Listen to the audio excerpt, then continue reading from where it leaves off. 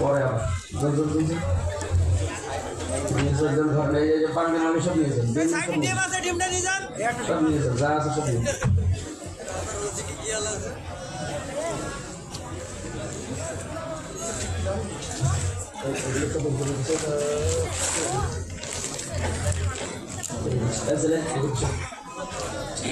মাইকের আওয়াজ রাতে দাঁড়িয়ে থাকবে বসে পড়ে মেয়ের দিকে বসে পড়ে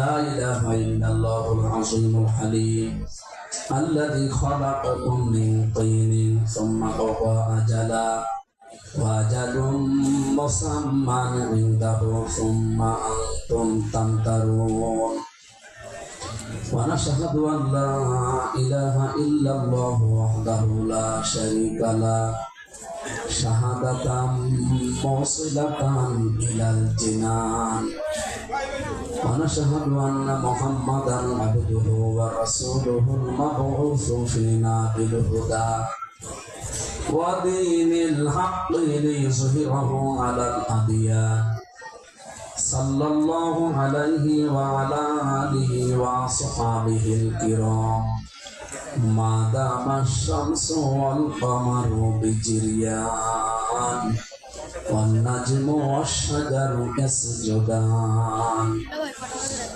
فقد قال الله تعالى في كلامه المجيد وبرهانه التوحيد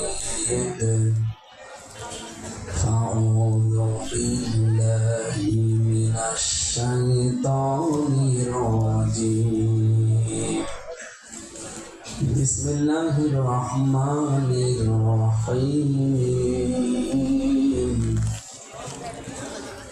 فما أوتيتم من شيء فمتاع الحياة الدنيا وما عند الله خير وأبقى للذين آمنوا وعلى ربهم يتوكلون والذين يجتنبون كبائر الإثم والفواحش وإذا ما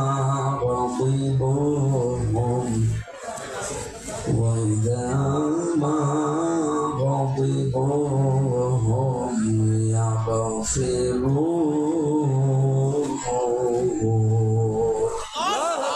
صدقت يا ربنا.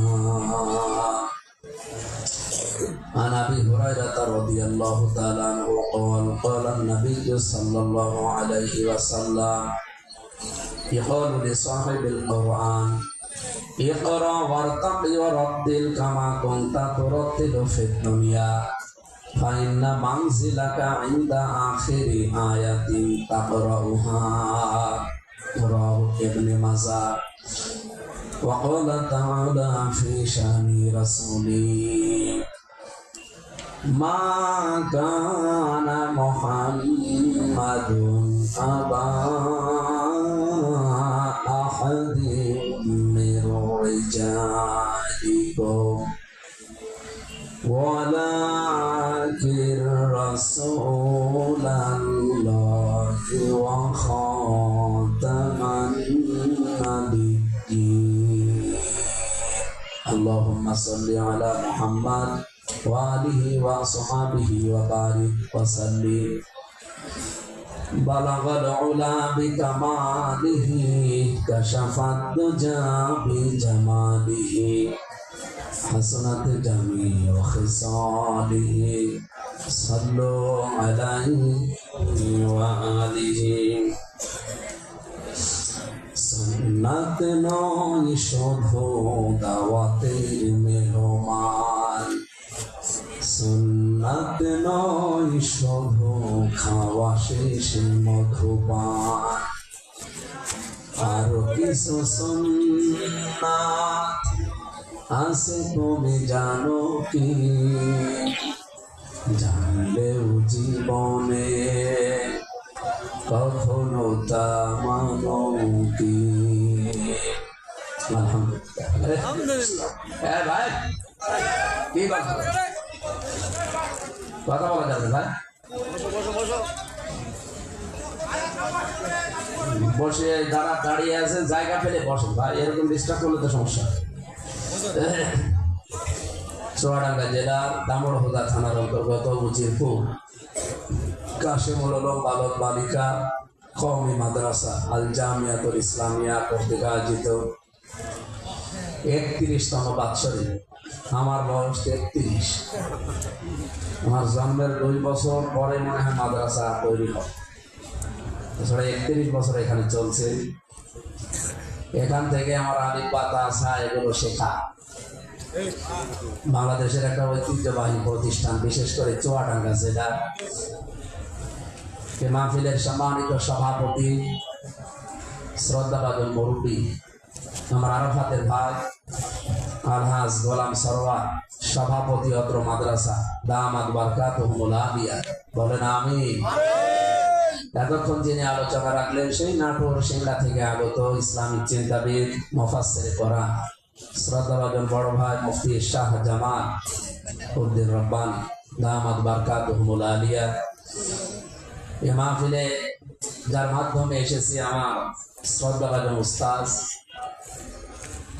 ওনার কাছে মূলত আমার আলিফ বা তা সা এগুলো শেখা। সেই সর্বপ্রথম কারি সাহেব হিসাবে এলাকায় পরিচিত এ মাদ্রাসার সম্মানিত মুহতামিম কারি মাওলানা আব্দুর রহমান আতাল্লাহু উমরাহু ওয়া বারাকাল্লাহু ফি হায়াতি, আমিন। আমি কোরআনে কারিম মুখস্থ করেছিলাম, যার কাছে অসুস্থ মনে হচ্ছে। আমার যতটুকু চলাফেরা করা আছে দেশে বিদেশে, আমি যদি ভুল না বলি, বাংলাদেশের ভেতরে যদি 10 জন অন্তত পরিচিত এই এলাকার ভেতরে খুলনা বিভাগে হাফেজ থাকে, উনি একজন। আমার মাথার তাজ হাফেজ মাওলানা নূর হুসাইন দামাত বারকাতুহুল আলিয়া হায়াতে তাজ্জাবা সিহাতে কলিয়া কামনা করছে, আল্লাহ যেন দান করে। সেই ছোটবেলায় বেতের বাড়ি খেতাম যাদের কাছে, তারা আজ নেই, অনেকে এই দুনিয়া ছেড়ে বিদায় নিয়েছে। যে মাদ্রাসার সাবেক মুহতামিম মাওলানা খোদাদার হোসেন বিদায় নিয়েছেন। আপনাদের পরিচিত মাস্টার সাহেব মরহুম সোহরাবউদ্দিন, জেনারেল শিক্ষিত মানুষকে দিয়ে আল্লাহ দিনের বহু কাজ করিয়েছে। আল্লাহ তার জীবনের ভালো কাজগুলো যেন উজ্জ্বল করে। মানুষ হিসাবে তো অন্যায় আছে নাকি, এটা স্বীকার করা লাগবে। মানুষ হিসাবে যেগুলো করেছিলেন অন্যায়, আল্লাহ যেন নিজ গুণে মাফ করে। আরো জোরে বলে মঞ্চে বসা আমি তো অনেকে চিনি না, নতুন এসে দেখছি অনেক নতুন শিক্ষক এবং পর্দার আড়ালে যারা বসে আছে মহিলা মাদ্রাসায় সম্মানিতা শিক্ষিকা মন্ডল, সামনে বসা মুসলমান ভাইরা, পর্দার আড়ালের সম্মানিতা মা এবং বোনেরা। আমি এই মাদ্রাসায় যতদিন ছিলাম এবং যেখানে যেখানে ছিলাম এই এলাকায়, আমার অনেকের নাম মনে নেই, চেহারা দেখলে অনেকে চিনি এখন। ওই যে ওইদিকে বাড়ি কি যেন কোর্টে কাজ করতে আহসান হাবিব মারা গেছে। মানে মাথার উপরে এখন এত চাপ, কে মরছে কে বেঁচে থাকছে এটা দেখারও। আমি জেলে থাকাকালীন একবার শুনেছিলাম যে একজন মারা গেছে, এটা চলে যাবে।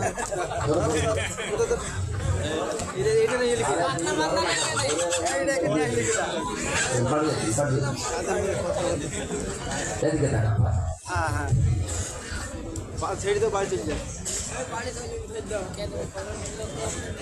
কোরআনে কারীম শোনার জন্য যে দল মত জাতি বর্ণ ধর্ম নির্বিশেষে আজকে এসেছেন এখানে। আমি জানি এখানে অন্য ধর্মের লোকও আসে। বিনোদ কুমার আগরওয়ালা নামে একটা লোক আসার সময় কল দিয়েছে, আমি আসতেছি। আমি ওনার সাথে এর আগে কথা বলেছি, বললাম কি চাচ্ছেন কোরআন শুনতে, কিছু হবে? মুসলমান হব কিন্তু মা মরিনি, আমার মার জন্মে হতে পারি না।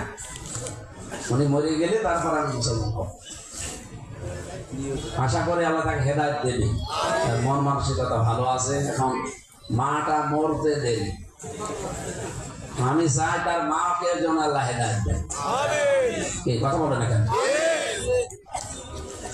সেদিন যশোরের এক বিসিএস ক্যাডারকে বলেছিলাম যে আপনার মুসলমান হওয়া লাগবে না, শুধু কোরআন শরীফ একটু বুঝে পড়বে, আরবি তো পারেন না, আপনি বাংলায় পড়ুন। আপনি বিসিএস ক্যাডার ইংরেজিতে পড়ুন। ওনার একটা ভার্সন দিয়েছিলাম, ইংরেজি ভার্সন, আমি ওটা নিয়েছিলাম সিঙ্গাপুর থেকে। ওনারা বললাম মাত্র 3 মাস আপনি শেষ করবেন পড়াটা, আপনাকে আমি জিজ্ঞাসা করবো পড়েছেন কিনা। 3 মাস পরে কল দিলাম যে স্যার কি অবস্থা, বলছে মাওলানা আমি মুসলমান হয়ে গেছি। আমি তো আপনাকে মুসলমান হতে বলেছিলাম যে আপনি পড়বেন, মুসলমান হয়ে গেলেন। বলছে পড়াটা তো শেষ করেছি, সূরা হজ ৭৩ নাম্বার আয়াত আমি 50 বার পড়েছি, আর যতবার পড়ি ততবার আমার ধাক্কা দেয় যে আর কত আর কত। কিভাবে কি বললেন একটু বলেন তো। উনি আমার এইভাবে শোনাচ্ছিলেন, আরবি তো বলতে পারে না, বাংলাটা। আল্লাহ রাব্বুল আলামিন বলেন ইয়া আইয়ুহান নাস, এখানে আল্লাহ শুধুমাত্র মুসলমানদেরকে ডাক দেননি, ডাক দিয়েছেন মানুষকে। বলেন তো হিন্দু কি মানুষ না? বলেন বলেন। উনি বলছে আমিও যেহেতু এই ডাকের ভেতরে আছি, খুব ভালো করে পড়ছিলাম ইয়া আইয়ুহান নাস, হে মানব মণ্ডলী, দরিবা মাসালুন ফাসতামিউ লাহু, অবশ্যই একটা উদাহরণ তোমাদেরকে আমি দিতে চাই, ভালো করে শোনো। তো উদাহরণটা কি? হামজা দিচ্ছে না আল্লাহ। এই উদাহরণের মতো আরেকটা জায়গা আছে সূরা আরাফে, ইন্নাল্লাযীনা তাদউনা মিন দুনিল্লাহি ইবাদুন আমসালুকুম। মানে আমাকে এই আয়াতটার বাংলা শুনিয়েছে, আরবি বলতে পারে নাই। আমি লক্ষ্য করে দেখলাম লোকটা পড়ার মতোই পড়েছে। এর আগে একজন পেয়েছিলাম ডক্টর, ওই লোকটার নাম বিনোদ ঘোষ, ঢাকা বিশ্ববিদ্যালয় চট্টগ্রাম বিশ্ববিদ্যালয় থেকে এসে এখানে ভর্তি হয়ে উনি দেখলাম পড়া কোরআন শরীফ বাংলা আর ইংরেজিতে। আমারও অত আয়ত্ত নেই, শুধু আপনি বলবেন যে অমুক বিষয়ের আয়াতের বাংলা বলেন করে ফেলবেন। কোরআনে কারীম সেই ছোটবেলা থেকে কত পড়লাম আমার নিজের এখন জানা নেই, এরপরও পড়াটা এখন আমার আয়ত্তে নেই, আবার দেখা লাগে।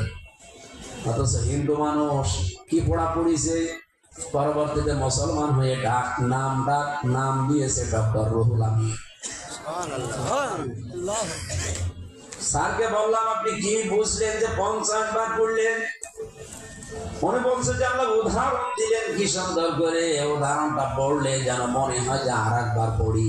ইন্নাল্লাযীনা তাদউনা মিন দুনিল্লাহি লা ইয়াখলুকু যুবাবা, নিশ্চয় যারা আল্লাহ বাদে অন্য কাউকে ডাকে তাদের ক্ষমতা নিয়ে একটা মাছি তৈরি করা। আল্লাহ যদি আসলে ও জবাবান দিত, রব্বানী সাহেবকে বলেন যারা আলেম আমরা অর্থ করতে পারতাম। আল্লাহ আসলে ও জবাবা যদি দিত আমি অর্থ করে ফেলতাম, কিন্তু আল্লাহ লান দিয়েছেন। মজারের আগে লান আসলে বাংলা অর্থ হয়, কখনোই হবে না। গ্যারান্টি দিচ্ছে কে?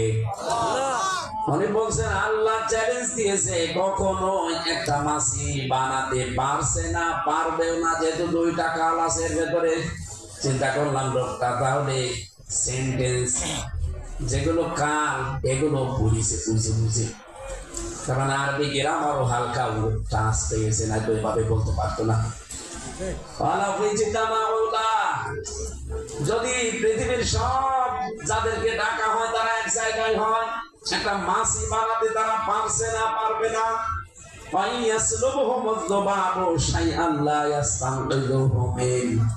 এমনকি তাদের দেবতার সামনে থেকে যদি কেউ কিছু ছিনিয়ে নেয়, কেড়ে নেয়, সেটা আটকাতেও পারে না।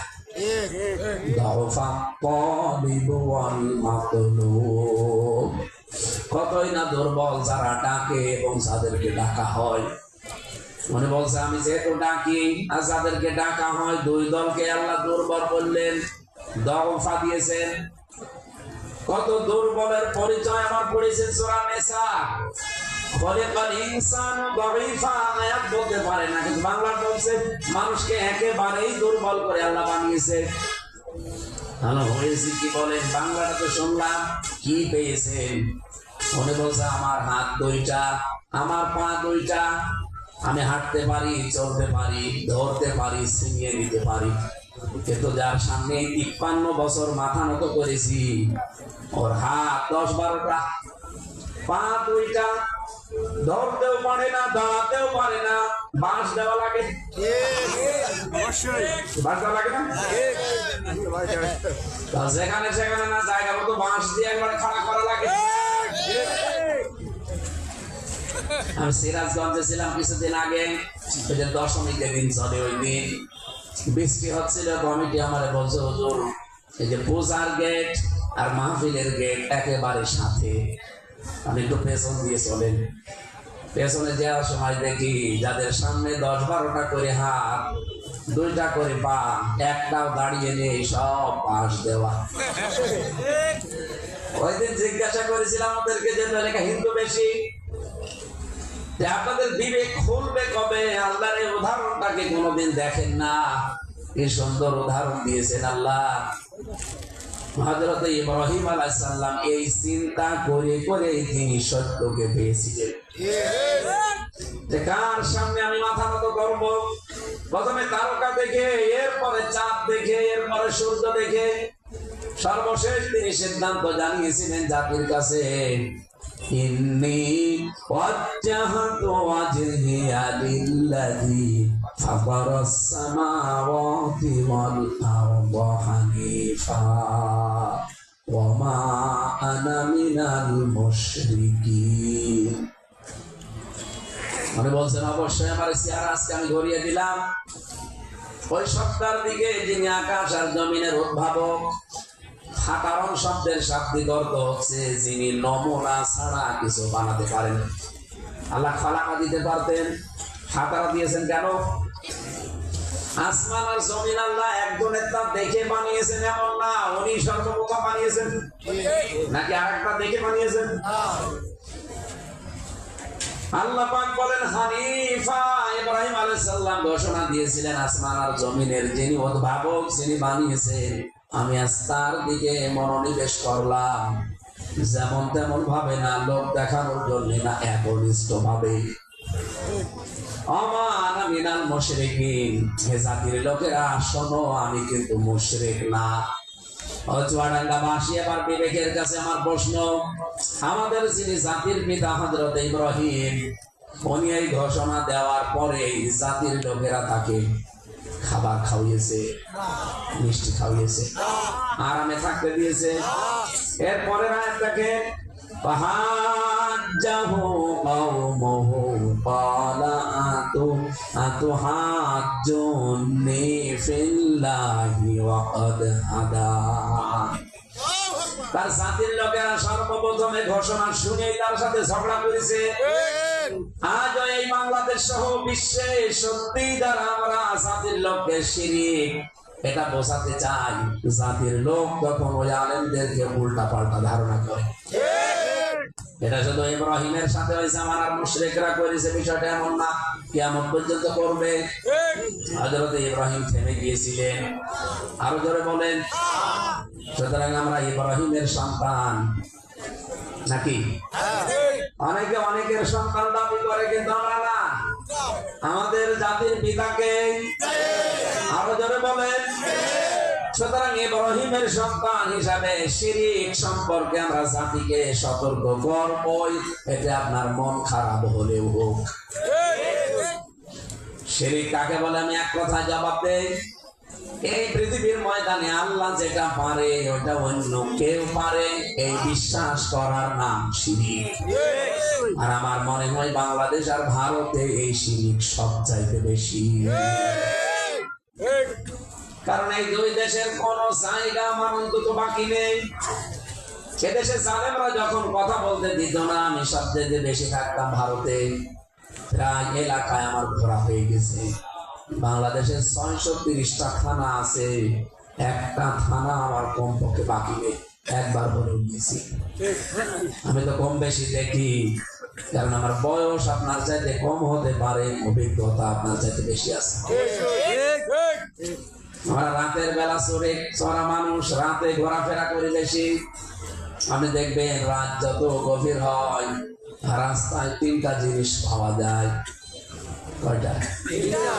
একটা কুত্তা, একটা পুলিশ, আর একটা বললাম না বক্তা।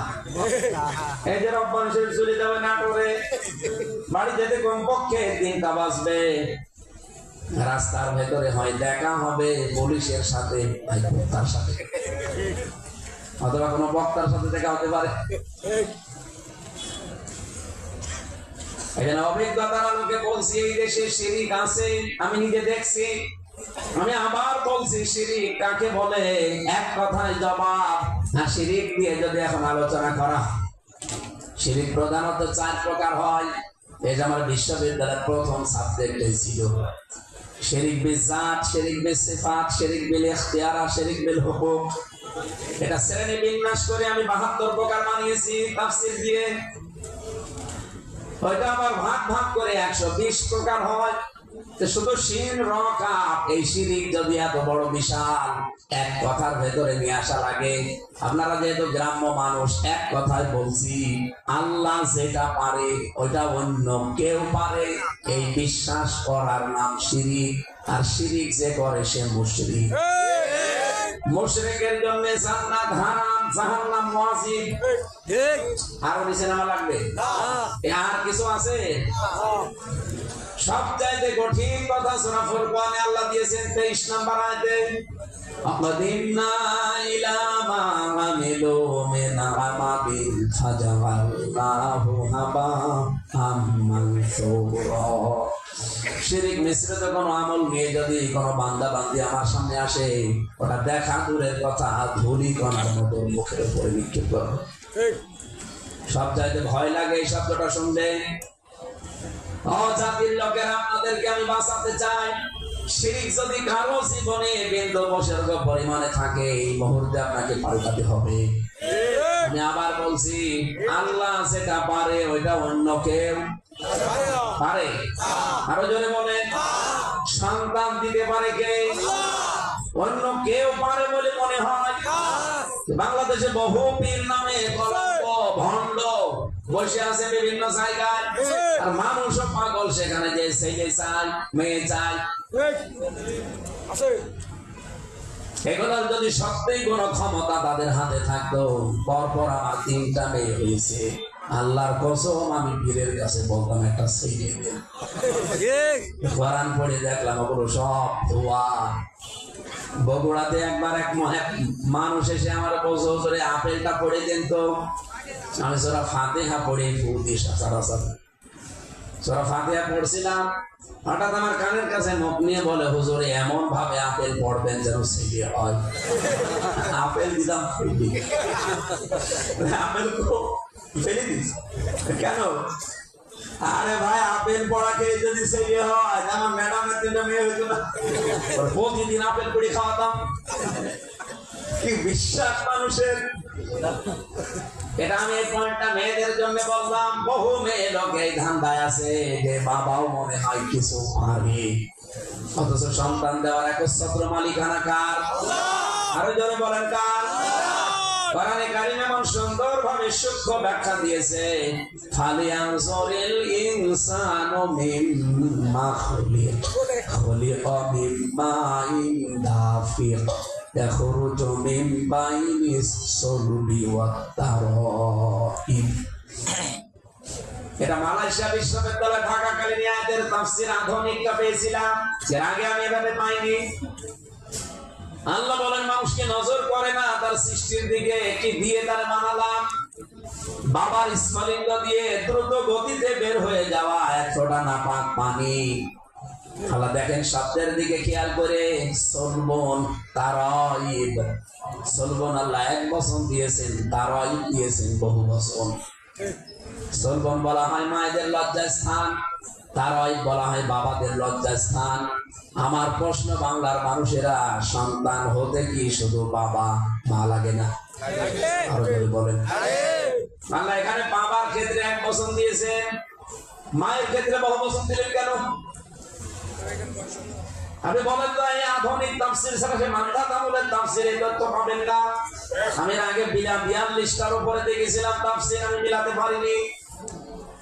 আধুনিক তাফসীর এখন যেগুলো বের হচ্ছে, এই মিডল ইস্টে যারা আছে, আন্তর্জাতিক যারা, এই মানুষগুলো এখন গবেষণা করে করে লিখতেছে। ওনারা দিয়েছেন আল্লাহ সলবন দিয়েছেন 1 বছর, তারাই বহু বছর। এই কারণে পৃথিবীতে একটা সন্তান জন্ম নিয়ে বড় হতে সবচাইতে বেশি 3 গুণ কষ্ট পায় বাবার চাইতে মা বেশি।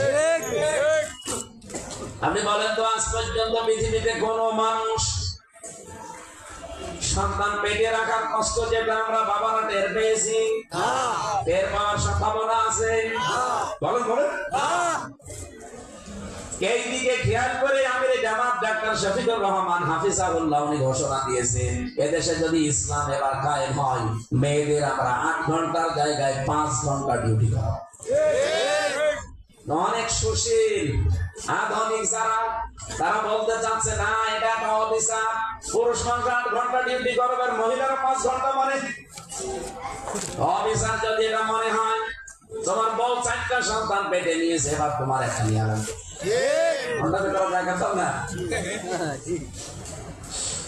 দুই নম্বরে ডেলিভারিতে কষ্ট।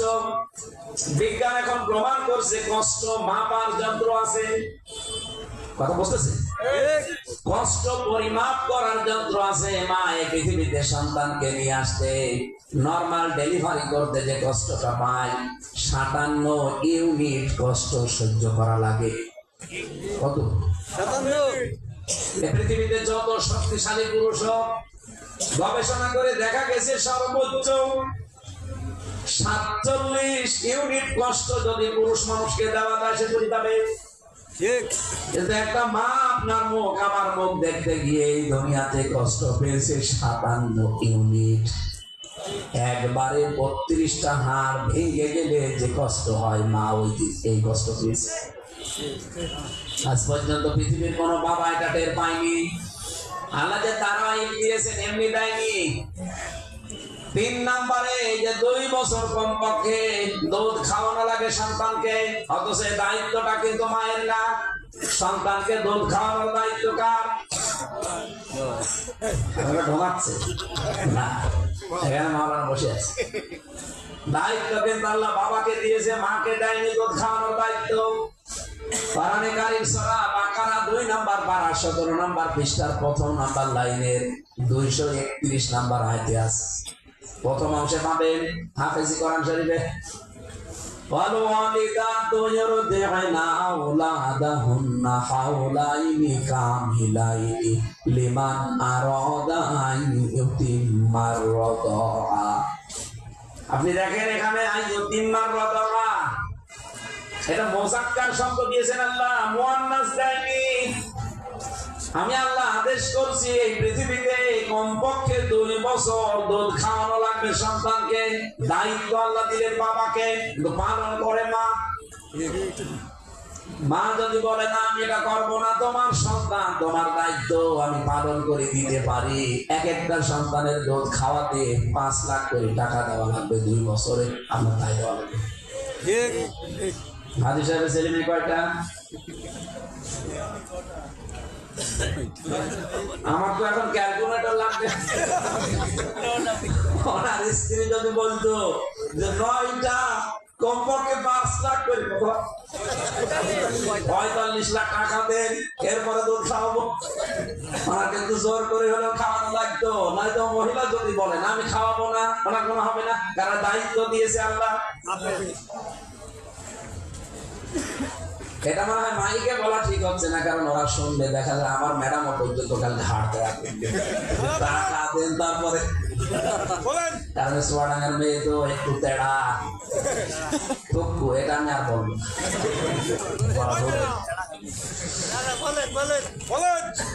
চুয়াডাঙ্গাবাসী আমি আজটা নিয়ে ওই দিন চিন্তা ভাবনা করেছিলাম, আল্লাহ আমার গবেষণার বিষয় ছিল কোরআনে কারিমের এই শব্দটা দিয়ে আল্লাহ রাব্বুল আলামিন তার এই বহু বছর দেওয়ার কারণ বুঝলেন। 2 বছর কমপক্ষে দুধ খাওয়ানো কি কষ্ট। প্রতিদিন একটা সন্তান 8 থেকে 10 বার করে দুধ পান করে মায়ের স্তন থেকে 24 ঘন্টায়। এটা আমার বানানো না, বিজ্ঞান।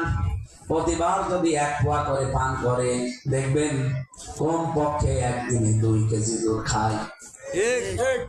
2 বছরে হিসাব করেন 36 মন। কত?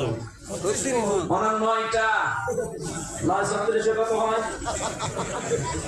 ওনার স্ত্রীর সর্বোচ্চ ওজন মনে হয় 60 কেজির বেশি হবে না, 70 কেজি। অথচ এত সমন আল্লাহ দুধ বের করেছে। হে পৃথিবীর মানুষেরা, এখান থেকে একটা তথ্য বের হয়, আল্লাহ দুধ খাওয়িয়ে 2 বছর পার করার কথা কেন বলেন? কোন মানুষ যদি জন্মের পর থেকে মরণ পর্যন্ত পৃথিবীর কোনো কিছু না খায়, খালি দুধ খায়, তাও সে সুস্থ থাকতে পারবে। পৃথিবীর 12,500 খাবারের উপরে গবেষণা চালিয়েছে বিজ্ঞান। যে কোনো খাবার খেলে আপনার ক্ষুধা মিটে যাবে, কিন্তু পিপাসা মিটবে না। পিপাসা মিটার জন্য আলাদা পানি পান করা লাগবে। কিন্তু একটাই মাত্র খাবার দুনিয়ায় আছে যেটা খেলে পিপাসাও মিটে যায়, ক্ষুধাও মিটে যায়, তার নাম দুধ। এই জন্য বিজ্ঞান এই খাবারের নামটা কিন্তু তরল বলে নাই। Milk is an ideal food, ideal drink না, আইডিয়াল ফুড। এটা আদর্শ খাবার।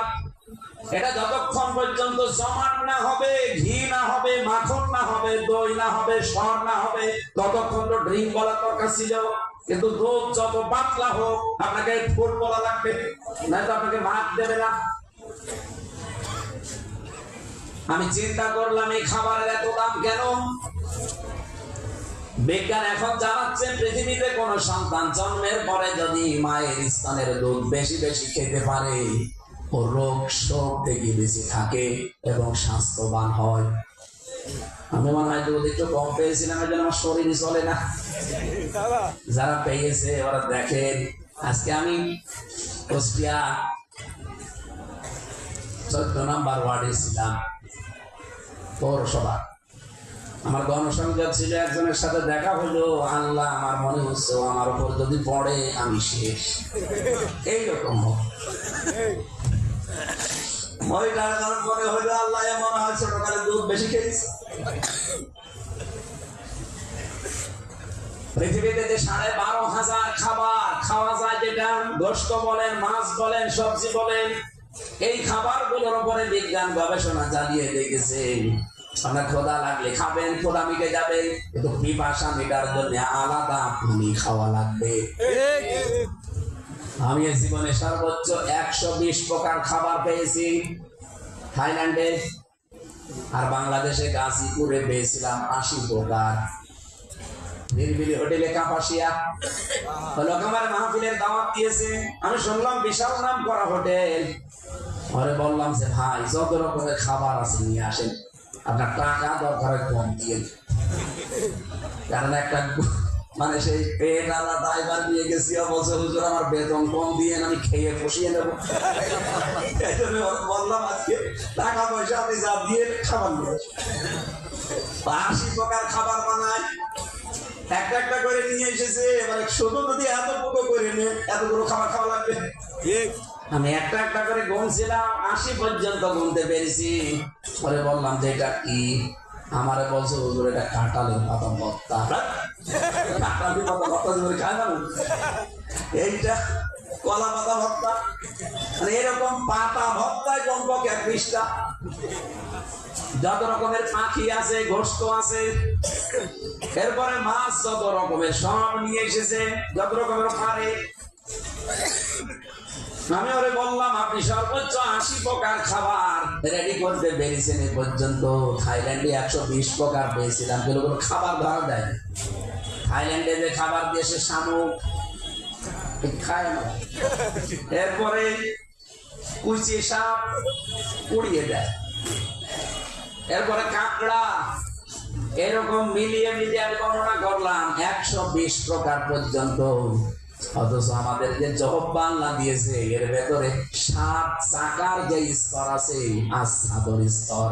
আলাম নাজআলহু আইনাইনি ওয়া লিসানান ওয়া শাফাতাইন। এই যে লিসান, তোমাকে একটা জহব্বা দিয়েছি। এই জহব্বার ব্যাখ্যা পড়তে গিয়ে আধুনিক ভাবে যারা তাফসীর করেছে লিখেছে, আমাদের এই জহব্বার ভেতরে ৭০,০০০ খাবার চাকার স্বাদ নেওয়ার স্তর আছে। পৃথিবীতে খাবার সর্বোচ্চ পেলাম আমি ১২০ প্রকার। আমার মনে হয় এরপর আর কেউ বানাতে পারবে না। আল্লাহ কি দিয়েছে আপনার ৩.৫ হাত বডির ভেতরে। দুধটা মানুষ যখন খায় তার খাবারের চাহিদাও মিটে যায়, পানির চাহিদাও মিটে যায়। মাকে আল্লাহ এই নিয়ামত দিয়ে দুনিয়াতে পাঠিয়ে আমাদেরকে আল্লাহ ২ বছর পর্যন্ত তার স্তন পান করানোর সুযোগ দিয়েছেন। এই জন্য তারাইবের ব্যাখ্যায় মুফাসসির লিখেছেন মায়ের মর্যাদা এই কারণে ৩ গুণ বেশি। কিয়ামত পর্যন্ত এই মর্যাদা কেউ নিতে পারবে না। আজ মেয়েদেরকে বলছি, কত রাম বাম এখন উঠে পড়ে লেগেছে যে ইসলাম এদেশে যদি কায়েম হয় তোমাদের কিন্তু ঘর বন্দি করে ফেলবে, তোমাদের অধিকার নষ্ট করবে। আমি গ্যারান্টি দিচ্ছি, এটা রেকর্ড হচ্ছে। ইসলাম যদি বাংলাদেশে এবার কায়েম হয় সবচাইতে বেশি অধিকার ভোগ করবে মায়েরা। পৃথিবীতে যত পুরুষ মানুষ আল্লাহ পাঠিয়েছে, কোন পুরুষ মানুষের পায়ের নিচে জান্নাতে কথা আমরা পাইনি। আল জান্নাতু তাহতা আকদামিল উম্মাহাত। জান্নাত আল্লাহ রেখেই দিয়েছেন মায়ের পায়ের নিচে। কত সম্মান আল্লাহ তাদেরকে দিয়েছেন। আল্লাহ রাব্বুল আলামিন বলেন, এই যে বাবার স্ফলিঙ্গ দিয়ে দ্রুত গতিতে যে পানিটা বের হয়ে মায়ের রেহেমের ভেতরে জমা হয়েছে, এইটা বারারিন মাকিন, সুরক্ষিত একটা স্থান। নাপাক পানিটা আমি ওই জায়গা থেকেই নষ্ট করে দিতে পারতাম, তখন হাজী সরোয়ার নামে কেউ এখানে বসতো না, কারি আব্দুর রহমান নামে এখানে কেউ বসতো না, আমির হামজা নামে এখানে কেউ বসতো না, মাওলানা রব্বানি নামে এখানে কেউ বসে থাকতো না। রব্বুল আলামিন বলেন, ওই নাপাক পানিটা দিয়ে আমি আল্লাহ কমপক্ষে 4টা জিনিস বানাই, চুল, রগ, হাড় আর পর্দা। মায়ের রেহেমের ভেতরে যে নাপাক পানিটা আছে ওইটা দিয়ে আরো 4টা জিনিস বানাই, রক্ত, গোশত, চর্বি আর চামড়া। 8টা জিনিস যখন এক হয়, আল্লাহ বলেন, আমি যে রব নাম নিয়েছি, এই রব নামের কারণে আমি 5টা জিনিস বান্দাকে ভিক্ষা দেই। ওয়াজাআলা লাকুমুস সামআ ওয়াল আবসারা ওয়াল আফইদা ইলা আখির আয়াত। এটা সূরা নাহলের ভেতরে আছে, 14 নম্বর পারা, 14 নম্বর পৃষ্ঠা, 14 নম্বর লাইনে। এটা 78 নম্বর আয়াতের প্রথম অংশে আছে। রব্বুল আলামিন বলেন, আমি শ্রবণ শক্তি, দর্শন শক্তি, বাক শক্তি, আকেল শক্তি আর ঘ্রাণ শক্তি, এই 5টা জিনিস আমার রব নামের কারণে তোকে দিয়েছি। দুনিয়ার কেউ এগুলো দিতে পারে? আরো জোরে বলেন। 8, 5, 13টা জিনিস যখন এক হয়ে যায়, তখন আমি আল্লাহর ভেতরে খাবারের উদ্রেক দেখা দিলে রূহ দিয়ে খাবারের উদ্রেক দেখা দিই। মায়ের নাপাক পানিটা ওকে আমি আল্লাহ খাওয়াই নাভির ভেতর দিয়ে। আস্তে আস্তে যখন বড় হতে থাকে, দুনিয়ায় নিয়ে আসার জন্য কেউ দায়িত্ব নেয় না, আমি আল্লাহ নিজে নিয়ে আসি। আল্লাহু আখরাজাকুম মিন বুতুনি উম্মাহাতিকুম। আমি এতক্ষণ পর্যন্ত যে এদিক ওদিক গেলাম, আমার একটা শিক্ষা দেওয়ার বিষয়। এই যে যা করছে বলেন তো, এখানে মা বাবার দায়িত্ব শুধু বিছানায় থাকা, বাকি যা করছে কে? আল্লাহ। আরো জোরে বলেন। এখানে মানুষের প্রতি আল্লাহ বাদে কারো কোনো দাবি নেই। আল্লাহ যেটা পেয়েছে পৃথিবীর কেউ পারবে না। অনেকে রোবট বানাচ্ছে, কিন্তু রোবটের কারণে তার অনেক নিজের ক্ষতি হচ্ছে। আল্লাহ পাক যে মানুষ বানিয়েছে, কিয়ামত পর্যন্ত কারো ক্ষমতা নেই এইভাবে মানুষ তৈরি করা। সুতরাং আল্লাহ যেটা পারে, এটা অন্য কারো কাছে ধর্ণা দেওয়া শিরিক। এই কথা বলা লাগবে। 2 নম্বরে রব্বুল আলামিন বলেন, আল্লাহ লাহুল খালাকু ওয়াল আমরু তাবারাকাল্লাহু রাব্বুল আলামিন। সূরা আরাফের 54 নম্বর আয়াতের শেষের দিকে আছে, আল্লাহ পাক বলেন এই জমিন এই আসমান এই সৃষ্টি আমি বানিয়েছি, এখানে যদি বিধান চলে আমি আল্লাহ চলবে। আরো ধরে বলে বাংলার মানুষেরা কবে আপনার হুঁশ আসবে? আপনি নিজেও স্বীকার করছেন আসমান জমিনের মালিক আল্লাহ, বাংলাদেশের মালিকও আল্লাহ, বাংলাদেশের মানুষের মালিকও আল্লাহ। আরো ধরে বলে সেখানে আল্লাহর বিধান বাদ দিয়ে 54 বছর মানুষের তৈরি করা আইন চলছে। কোনদিনকে আপনার একটু কষ্ট লাগে না? কবে দিবে খুলবে আপনার সুযোগ? এবার এসেছে আল্লাহর এই জমিনে তার বিধান চালু করা। এই জায়গায় যদি কেউ বাধা হয়ে দাঁড়ান, সে আল্লাহর দুশমন, মানবতার দুশমন, মুসলমানদের দুশমন। কারণ মানবতার চাচ্ছে আজ এই দেশে ইসলাম কায়েম হোক। আমি বলেছিলাম প্রথমে যে হিন্দু ওকে মানুষ না, কথা বলেন না। সারা বাংলাদেশের হিন্দুদের মহাজোটের মহাসচিব যিনি ডক্টর, লোকটার নাম রাজবাড়ি, কি যেন নাম, গোবিন্দ চন্দ্র পরামানিক। সেদিন একটা সেমিনারে কথা বলছিলাম ওনার সাথে, আমারে বলছে মাওলানা আমরা এবার চাই ইসলাম বাংলাদেশে কায়েম হোক। কেন আপনি? বলে আমি এই 15 মাস দেখলাম বাংলাদেশে ইসলাম পন্থীদের কাছে বাংলাদেশের মানুষগুলো নিরাপদ। এই জন্য ওরা যখন চাচ্ছে আর আপনি চান না মুসলমান হয়ে, আপনি শিরক করছেন আল্লাহর সাথে। এই জন্য আল্লাহ আইন বাদ দিয়ে মানুষের তৈরি করা আইন যারা কায়েম করতে চান, আপনি কিন্তু মুশরিক। আল্লাহ যেটা পারে ওটা অন্য কেউ। প্রশ্ন আসতে পারে আইন তৈরি করার ক্ষমতা দুনিয়ার কাউকে আল্লাহ দিয়েছেন না? দেয়। সূরা আলে ইমরান 154 নম্বর আয়াতের মাঝের অংশে আছে, 4 নাম্বার পারার 9 নাম্বার পৃষ্ঠা 3 নাম্বার লাইনে আছে। আল্লাহ রাব্বুল আলামিন বলেন, হে নবী ওরা যদি জিজ্ঞাসা করে যে আইন আমরা কি তৈরি করতে পারি, আপনি বলেন কখনোই না, এটা তৈরি করার দায়িত্ব শুধুমাত্র আল্লাহ। আমরা এইটাই আপনাদেরকে বোঝাই যে আইন তৈরি করতে কেউ পারে না, কারণ মানুষের ভেতরে নফসানিয়াত আছে। ও হয়তো নিজের দিকে টেনে আইন বানাবে অথবা নিজের দলের দিকে। এবার বলছে না আল্লাহ যেটা বানিয়েছে ওটা কি নিজের দিকে টেনে বানিয়েছে, দলের দিকে টেনে বানিয়েছে? সবার জন্য সার্বজনীন। আশা করছি ঈদ আপনি বুঝেছেন। এখন থেকে যদি আপনার কপালে হেদায়েত থাকে, একটা কথা আপনার পরিবর্তন হয়ে যাবে। ঠিক কথা বলবেন না?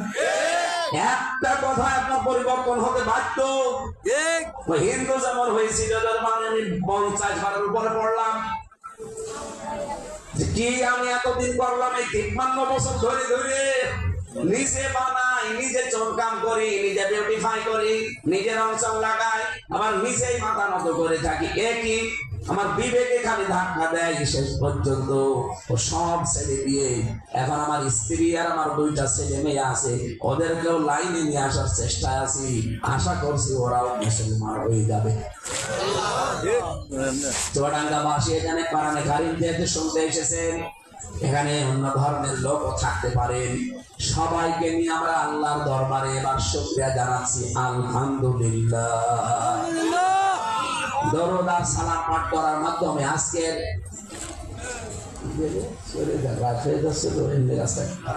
আমার নয় কাছে আছে, আমারও 1.5 ঘন্টা লাগবে। আপনি যান, আপনারা কি চলে যাবেন আমার মতো নাকি? হ্যাঁ চলে যাবে। একটু সময় দেন আমাকে। আমার আজকের আলোচ্য বিষয় হচ্ছে যে আয়াত পড়েছি সূরা শূরা 36-37 নাম্বার আয়াত। লক্ষ লক্ষ হাদিস থেকে একটা হাদিসের টুকরা পড়েছি। আমরা এই 2টা সামনে নিয়ে, যেহেতু আমি তাফসীর করার চেষ্টা করি, আমরা তাফসীর আকারে কথা বলার চেষ্টা চালাবো ইনশাআল্লাহ। বলেন ইনশাআল্লাহ।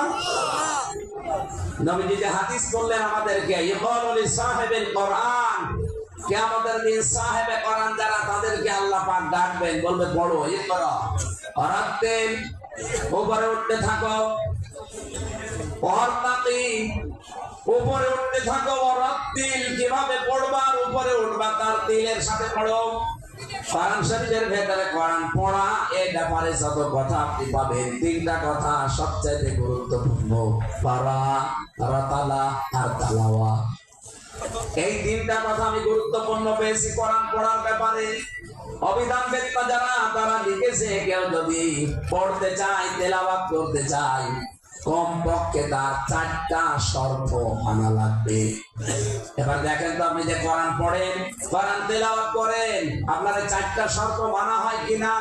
আল্লাযীনা আতাইনাহুমুল কিতাবা ইয়াতলুনাহু হাক্কা তিলাওয়াতি, আমি যাদেরকে কিতাব দিয়েছি কোরআন শরীফ তারা এর হক আদায় করে তেলাওয়াত করে। উলাইকা ইউমিনুনা বি, এই মানুষগুলো আমি আল্লাহর এই কোরআনে বিশ্বাসী। এই ভাই কোথায় যাচ্ছে রে?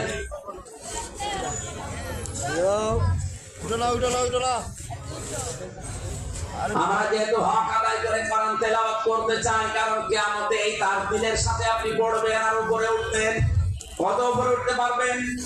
6666 অথবা 6236, দুইটা ঠিক আছে, একটা প্রসিদ্ধ আর একটা বিশুদ্ধ। 6666 আয়াত যদি আপনি তারতিলের সাথে পড়তে পারেন, কিয়ামতের দিন আপনি এত তলা বিল্ডিং এর মালিক হবেন।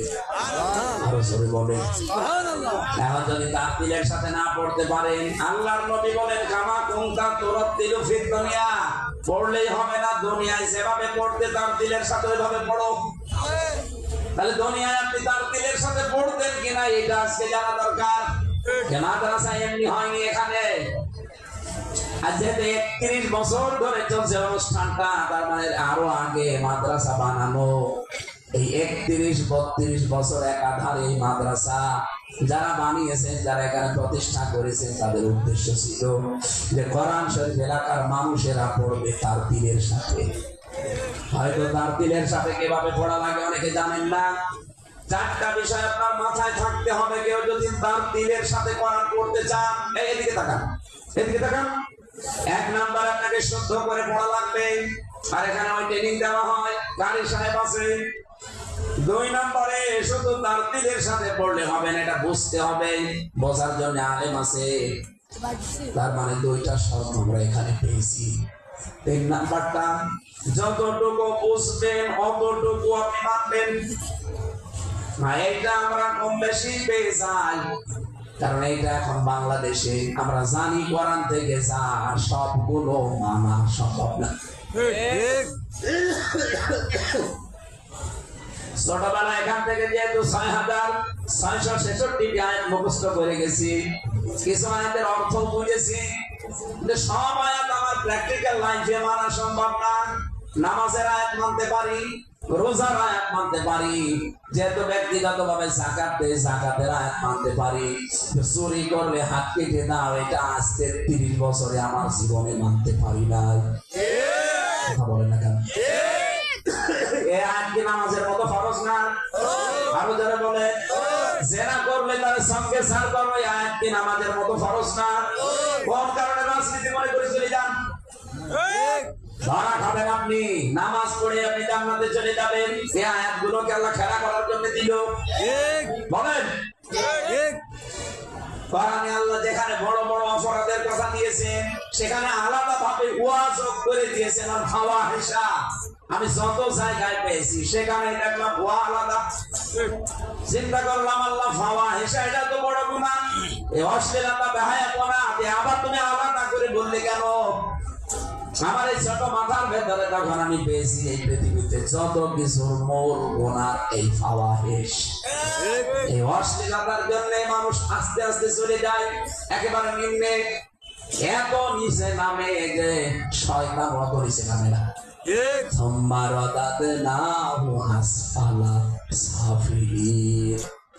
কেন আল্লাহ আসফালা দিয়েছেন?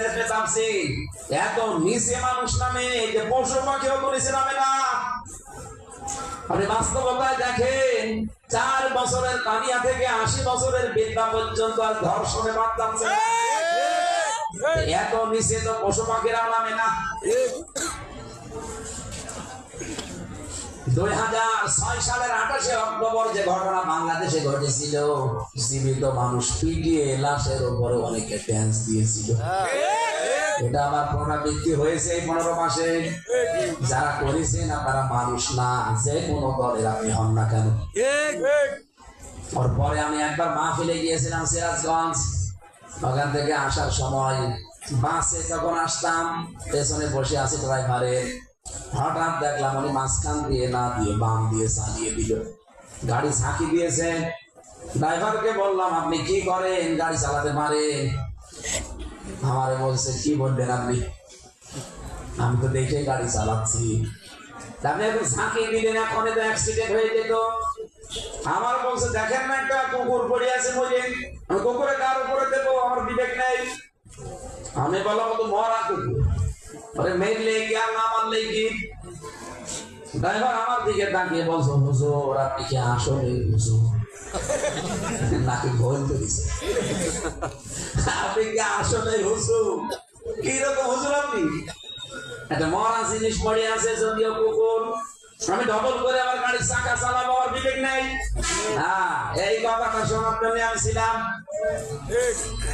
ওনারা যখন জিজ্ঞাসা করেছিলাম আপনার নাম কি, আমার এখনো মনে আছে ওনার নাম সুব্রত বালা।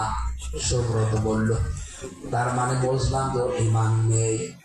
হিন্দু মানুষ ইমান আছে কিন্তু বিবেক আছে। মরে গেছে একটা নিকৃষ্ট জীব কুকুর, তারপরেও তিনি গাড়ির চাকা তার উপরে দিতে রাজি না। অথচ আমাদের এই দেশে জীবিত মানুষ পিটিয়ে তার উপরে ড্যান্স দিয়েছে। এরা কি মানুষ না জানোয়ার? এত খারাপ হিন্দুর তো ইমান ছিল না, বিবেক ছিল, আর এর ইমানও নেই, বিবেক। বাংলার মুসলমানেরা, আমি এমনি কথা বলছি না।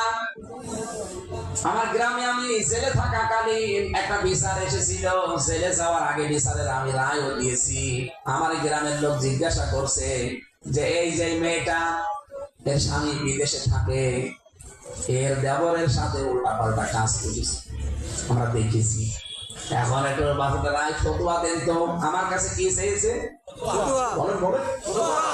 ফতুয়া দেন তো, দিয়ে দিলাম যে বিবাহিতা যদি হয় তাহলে এ পর্যন্ত মাটির ভেতরে গেড়ে দিয়ে তাকে মেরে ফেলা লাগবে। এটা ফতোয়া, কিন্তু কেউ কার্যকর করতে পারবেন না। বলেন তো, যদি গ্রামের লোকজন এটা কার্যকর করতো, পুলিশ এসে ওই মহিলাকে ধরার আগে আমারে ধরে নিয়েছিল। কোন হুজুর ফতোয়া দিয়েছে, হুজুরের ধরে নিয়ে আমি ওনাদেরকে এটা বলেছিলাম, ফতোয়া হিসাবে এতটুকু থাকার কিছু করা যাবে না, যেহেতু দেশে ইসলামের রাষ্ট্র না। গ্রামের লোকজন গেছে রেখে আমার বলছে কি হুজুর, যে ফতোয়া শুধু দিতে পারো, কিছু করতে পারো না? কিছু করলে আমার পিঠে চাঁদা থাকবে বলেন। ওই দিন ওনাদেরকে বলেছিলাম করতেই তো চাই, কিন্তু সে জায়গা মতো না গেলে করবো কি করে? এবার আল্লাহ ওই জায়গা মতো মনে হচ্ছে নিয়ে যাবে। আমরা যদি সত্যি যেতে পারি, এই আইনগুলো সংসদে পাশ করে এই দেশ জেনা মুক্ত করবো। আর এটা অনেকে বলছে না রাজনীতি। আপনি কোরআনে কারিমে দেখবেন হযরতে সুলাইমান, হযরতে দাউদ, হযরতে ইউসুফ, এমনকি মুহাম্মদ রাসূলুল্লাহ, আমি 25 জনকে বলেছি মানে পেয়েছি, তাদের আলাদা আলাদা দোয়া পেয়েছি। প্রতিটি নবী দোয়া করেছিলেন। এদিকে তাকা, খুব গুরুত্বপূর্ণ বিষয়।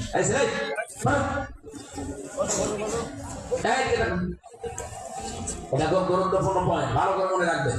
আর যারা ফতোয়াবাজি করছেন তাদের জন্য হযরত সুলাইমান দোয়া করেছিলেন আল্লাহর কাছে, ক্বালা রাব্বি গফিরলি ওয়া হাবলি মুলকান লা ইয়ানবাগি লিআহাদিন মিন বাদি ইন্নাকা আনতাল ওয়াহ্হাব। সূরা সাদের ভেতরে আছে না স্যার, 35 নম্বর আয়াত। আল্লাহ পাক বলেন, হে রব, সুলাইমান নবীর দোয়া, হে আমার রব, আমাকে মাফ করে দেন আর আমাকে এমন একটা রাজ ক্ষমতা দান করেন যার ভেতরে যা আমার পরে আর কাউকে দেবেন না। ইন্নাকা, নিশ্চয় তুমি, আনতা, আবার তুমি। ইন্নাকা বললেই তো অর্থ হয়ে যায়, আবার আনতা দিলেন কেন? উনি বলছেন নিশ্চয় তুমি, তুমি মহাদাতা, তার মানে এটা তুমি ছাড়া আর কেউ দিতে পারে না। এরপর কনফিডেন্স নিয়ে দোয়া করছেন যে আল্লাহ আমাকে এমন রাজ ক্ষমতা দাও যার ভেতরে আমার পরে যেটা আর কাউকে তুমি দেবে না। হযরত ইউসুফ দোয়া করেছিলেন, ক্বালা রাব্বি জাআলনি আলা খাযাইনিল আরদি ইন্নী হাফিজুন আলীম। সূরা ইউসুফের 55 নম্বর আয়াতে আছে। উনি বললেন, বাদশা নান্দা, আপনি আমাকে খাদ্য মন্ত্রণালয়ের দায়িত্ব দেন, আমি খাদ্য মন্ত্রী হতে চাই, কারণ এই বিষয়ে আমি অভিজ্ঞ এবং সংরক্ষণ করতে পারবো। হযরত মুহাম্মদ রাসূলুল্লাহ দোয়া করেছিলেন, ওয়াজআলনি মিন লাদুনকা সুলতানান নাসীরা। সূরা বনী ইসরাঈলের ৮০ নম্বর আয়াতের শেষের দিকে আছে, হযরত মুহাম্মদ রাসূলুল্লাহ সাল্লাল্লাহু আলাইহি ওয়াসাল্লাম তিনি দোয়া করলেন, আল্লাহ তুমি আমাকে মদিনায় পৌঁছাও আর রাজ ক্ষমতা আমাকে দাও যার ভেতরে তোমার সাহায্য থাকে। যদিও তার এই দোয়াটা কবুল হয়েছিল ৬ মাস পর। কত? ৬ মাস পর। উনি ওই দিন ৩টা দোয়া করেছিলেন, আকুর রব্বি আদখিলনি মুদখালা সিদকি ওয়া আখরিজনি মুখরাজা সিদকি। বলেছেন আল্লাহ এখান থেকে বের করে দিলে নিরাপদে বের করে দাও, আর এখান থেকে যদি আমাকে পৌঁছিয়ে দাও মদিনায় নিরাপদে পৌঁছিয়ে দিও। ওনাকে আল্লাহ বের করেছিলেন 22 জন কাফেরের চোখ ফাঁকি দিয়ে, করেননি? এখানে ওনার ওই প্রথম দোয়াটা সঙ্গে সঙ্গে কবুল হয়ে গেছে। দ্বিতীয় দোয়াটা কবুল হয়েছে 3 দিন পর। উনি যে দোহাই ছিলেন, আমি নিজে উঠেছিলাম 16 সালে। বলেন তো 16 সালে আমার বয়স এখন থেকে আরো কম পক্ষে 9 বছর কম ছিল। কথা বলছেন? এখন যদি 33 হয় ওই সময় আমি আরো যুবক ছিলাম। আমার মতো মানুষ কম পক্ষে 3.5 ঘন্টা লেগেছে, তাও 5 জায়গায় আমি থেমে থেমে পানি খেয়েছি। ওই বিশাল জায়গায় কাফেররা পর্যন্ত পৌঁছিয়েছিল, কিন্তু আল্লাহ ধরতে দেয়নি। এমন কঠিন অবস্থা, পা দেখা যায়, ওদের গলার আওয়াজ শোনা যায়। হযরত আবু বকর শেষ পর্যন্ত তিনি মানুষ হিসাবে ঘাবড়িয়ে গিয়েছিলেন। ডাক দিয়ে বললেন, হে সাথী, হে রাসূল, মনে হয় ধরা পড়ে গেছি, ওরা যদি একটু নিচু হয় আমাদেরকে দেখে ফেলবে। এই কঠিন মুহূর্তেও মুহাম্মদ রাসূলুল্লাহ বিচলিত হননি, ভেঙে পড়েননি। উনি ভরসা আল্লাহকে এত বেশি করতে ডাক দিয়েছিলেন তার সাথীকে। إذ هما في الغار إذ يقول لصاحبه لا تحزن إن الله معنا। উনি বলেছিলেন ইন্নাল্লাহা মা'ানা, আমরা দুইজন আমাদের সাথে আরেকজন আছে, কে? আল্লাহ। আরো জোরে বলেন আল্লাহ। হযরত মুসা আলাইহিস সালাম যখন পার হয়ে যান, সাথীরা বলেছিল ধরা পড়ে গেলাম, ইন্না লামুদরাকুন। মুসা নবী বলেছে কাল্লা, কখনো না, রব্বি ইন্না রব্বি সায়াহদিন, অবশ্যই আমার রব অতি শীঘ্রই আমাদেরকে পথ দেখাবে। এখানে যদি তিনি সিন না দিতেন আমরা অর্থ করতে পারতাম। সিন দিয়েছেন ইন্না রব্বি সায়াহদিন, সিন সালফা কদ লাম, এরকম 13টা শব্দ আছে আরবি গ্রামারে। কোন সেন্টেন্সের আগে যদি একটা আসে অর্থ হয় খুবই তাড়াতাড়ি। হযরতে মুসা উম্মতের ঈমান যেখানে শেষ, সেখানে নবীদের ঈমান শুরু। কি কঠিন দৃঢ় ইস্পাতের মতো জবাব দিচ্ছেন, কাল্লা, কখনোই না, অবশ্যই আমার রব অতি তাড়াতাড়ি আমাদেরকে পথ দেখাবেন। আল্লাহ পাক বলেন মুহাম্মদুর রাসূলুল্লাহ, হযরতে মুসা এনাদের ঈমানের এই স্তর দেখে আমি আল্লাহ সঙ্গে সঙ্গে জবাব দিয়েছি। ওয়াওহাইনা ইলা মুসা আন ইদরিব বিআসাকাল বাহার, তোমার লাঠিকে শুধু আঘাত করো সাগরের উপরে, বাকি কাজ আমি আল্লাহ সব করছি। বলেছিলেন না? আরো জোরে বলেন। মুহাম্মদুর রাসূলুল্লাহ যখন বললেন ইন্নাল্লাহা মা'ানা, অবশ্যই আল্লাহ আমাদের সাথে আছে, এই কথা শেষ। আমার আল্লাহ তার কেরামত দেখিয়েছেন। রব্বুল আলামিন এই যে বাবলা গাছ, এখনো পর্যন্ত আর গাছটা নেই, কেটে ফেলেছে। গাছটা ভেঙে পড়ে ওই গুহার মুখে। কবুতর এসে বাসা তৈরি করে ডিম পেড়ে বসে আছে, মাকড়সা জাল বুনিয়েছে। এই যে এই দৃশ্যগুলো আমার আল্লাহ এমনি করে নাই। সাধারণ মানুষের ঈমান যেখানে শেষ হয়ে যায়, নবীদের ঈমান ওই জায়গা থেকে শুরু হয়। আমি ইন্নাল্লাহা মা'ানার তাফসীর পড়েছি আধুনিক, বিশেষ করে আধুনিক তাফসীর যেগুলো লেখা আছে, এখানে আছে এই পৃথিবীতে এই কারণে নবীরা মাসুম। আর সাহাবায়ে কেরাম যেহেতু সর্বাত্মক অনুসরণ করেছে এই জন্য সাহাবীরা হচ্ছে মাহফুজ। আমার ইমান থেকে আমি কথা বলছি, আমার যে আকীদা, আমার যে বিশ্বাস, আমার ইমান, আমি নবীদেরকে মাসুম মনে করি এবং সাহাবায়ে কেরামকে মাহফুজ মনে করি। এর বাইরে যদি কারো ইমান থাকে আমি তারে মানি না। ঠিক। মুহাম্মদ রাসূলুল্লাহ প্রথম দোয়া কবুল হয়েছে প্রথম দিনই, সঙ্গে সঙ্গে এক সেকেন্ডও দেরি হয়নি। যেই বলেছে উনি বললেন হাতে নেন বালি, শুধু সূরা ইয়াসিনের কয়েকটা আয়াত পড়ার পরে ফটকার দিয়ে সামনের দিকে মারেন, বাকি যা করার আমি আল্লাহ করছি। দ্বিতীয়টা 3 দিন পর, 3 নাম্বারটা কবুল হয়েছে 3 দিন পরে না, 3 মাস পরে না, 6 মাস পর। কত? 6 মাস। তারপরও তার 3টা দোয়া আল্লাহ কবুল করেছিলেন। এতক্ষণ যে আমি বললাম এর সামারাইজ কি? এই যে মুসা নবী, না হযরত ইউসুফ নবী, হযরত সুলাইমান নবী, আমাদের নবী, এনারা যে আল্লাহর কাছে রাষ্ট্র ক্ষমতা চাইলেন এটাকে দুনিয়া ভোগ করার জন্য। আপনার কি বিশ্বাস হয় যে ওনারা দুনিয়ায় ক্ষমতা দেখাবে এই জন্য? দুনিয়ায় ভোগ করার জন্য, টাকা পয়সা কামাই করার জন্য কেন করেছিলেন? তারা চেয়েছিলেন যে এই ক্ষমতা ছাড়া এমন এমন বিধান আছে যেগুলো মানা সম্ভব না, শুধু ওয়াজ নসিহত করে। আমরাও বুঝেছি যে এই দেশে 54 বছর না 154 বছর পার হয়ে যাবে, সেনার আইন এই দেশে পাশ করা সম্ভব না, চুরির আইন পাশ করা সম্ভব না, যতদিন রাষ্ট্র ক্ষমতা হাতে পাওয়া না যাবে। আপনি রাত্রিলের সাথে তার দিলের সাথে কোরআন পড়তে চান, অথচ কোরআনে কারীম এই দেশে আপনি যতটুকু বোঝেন ততটুকু মানবেন, সে পরিবেশ কিন্তু এখনো হয়নি। আর এটা আপনাকে বোঝাতে গেলে এখানে রাজনীতি মনে করেন। আমরা তো নবীদের ওই দোয়াগুলো পড়ছি। আমার মনে হচ্ছে এখন যদি সুলাইমান নবী থাকতো, ওই লোকটা সুলাইমান নবীর বিরুদ্ধে কথা বলতো। কথা বলেন। আল্লাহর কসম, আমাকে আল্লাহ যা দিয়েছে, আমার বাবার ছায় আছে, আমি তো দেখো মরণ পর্যন্ত শুধু পায়ের উপরে পা তুলে বসে বসে খাই, কোনো চিন্তা নেই, আমার জীবন কেটে যাবে।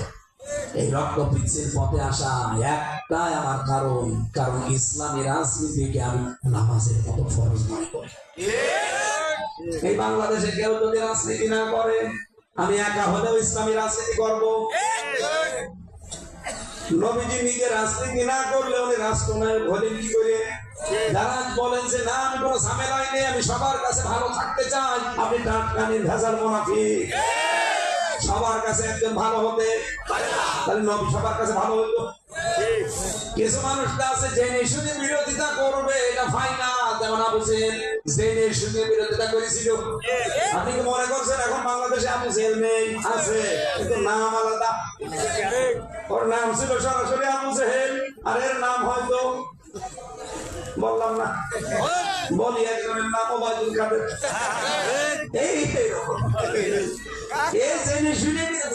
আপনি কি মনে করছেন ও কাওয়া কাকু পাগল? না, পাগল না। ঢাকা বিশ্ববিদ্যালয় থেকে পড়াশোনা করা মানুষ, বড় জ্ঞান আছে। আখনাস ইবনে শুরাইকের জীবনী পড়ছিলাম। এই লোকটা একদিন গোপন ঘরে আবু জেহেলকে জিজ্ঞাসা করছে, নেতা মোহাম্মদ যেটা বলে এটা কেমন মনে হয়? আবু জেহেল বলছে আশপাশে কেউ আছে? বলছে না। ও বলছে যা বলে সব সত্য কথা। ও বানানো কথা বলে না, আসমান থেকে আসে সেই কথাও বলেন। আখনাস বলছে নেতা কি বললেন আপনি? ও যা বলে সত্য কথা যে মানেন না কেন? আবু জেহেল বলছে এই কারণে তুই কর্মী, আমি নেতা। ওর সব কথা যদি আমি মেনেই নেই আমার সিয়া থাকে। আমার তো মনে হচ্ছে আবু জেহেল বুঝে শুনে জেনে শুনে বিরোধিতা করেছিল মুহাম্মদ রাসূলুল্লাহ।